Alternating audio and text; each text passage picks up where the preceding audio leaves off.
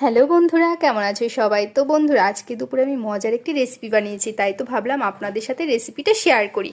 তো আজকে আমি বানিয়েছিলাম লইটা শুটকি। তো লইটা শুটকিটা আমি কখনোই রান্না করিনি এর আগে, আর এমনকি খাইওনি। তো যাই হোক, ওই দিন মিস্টার সাহা লইটা শুটকি এনেছে, আমাকে বললো এটা ভুনা ভুনা করে রান্না করতে। তো কি আর করার, যেই কথা সেই কাজ, সবকিছু চট জলদি করে রেডি করে চলে গেলাম রান্নাঘরে। প্রথমে শুটকিগুলোকে ভালো করে ধুয়ে নিয়েছি, টুকরো টুকরো করে নিয়েছি। এইবার শুটকিগুলোকে হালকা লবণ দিয়ে তেলে ভেজে নিয়েছি, আর ওই তেলে একে একে পেঁয়াজ কুচিগুলো দিয়ে দিয়েছি, আর তার সাথে দিয়েছি রসুন বাটা, হলুদের গুঁড়ো, শুকনো মরিচের গুঁড়ো, টমেটো, আর তার সাথে বোম্বাই মরিচ। আর হ্যাঁ, এখানে কিন্তু আমি কয়েকটা কোয়া রসুনও ব্যবহার করেছি। আর তার সাথে ভেজে রাখা মাছগুলো দিয়ে ভালো করে মাখো মাখো করে কষিয়ে নামিয়ে নিয়েছি।